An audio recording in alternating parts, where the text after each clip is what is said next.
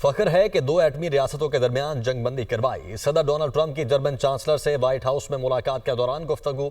दोनों मुल्कों से कहा कि आप गोलियां चलाएंगे तो तिजारत नहीं होगी। डोनाल्ड ट्रंप बोले, पाकिस्तान में बहुत मजबूत लीडरशिप है। सदर ट्रंप पाक भारत जंगबंदी करवाने की बात 1 दर्जन बार दोहरा चुके हैं।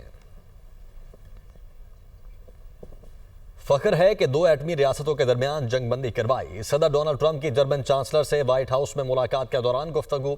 दोनों मुल्कों से कहा कि आप गोलियां चलाएंगे तो तिजारत नहीं होगी। डोनाल्ड ट्रंप बोले, पाकिस्तान में बहुत मजबूत लीडरशिप है। सदर ट्रंप पाक भारत जंगबंदी करवाने की बात 1 दर्जन बार दोहरा चुके हैं। फख्र है कि दो एटमी रियासतों के दरमियान जंगबंदी करवाई। सदर डोनाल्ड ट्रंप की जर्मन चांसलर से व्हाइट हाउस में मुलाकात के दौरान गुफ्तगू। दोनों मुल्कों से कहा कि आप गोलियां चलाएंगे तो तिजारत नहीं होगी। डोनाल्ड ट्रंप बोले, पाकिस्तान में बहुत मजबूत लीडरशिप है। सदर ट्रंप पाक भारत जंगबंदी करवाने की बात 1 दर्जन बार दोहरा चुके हैं।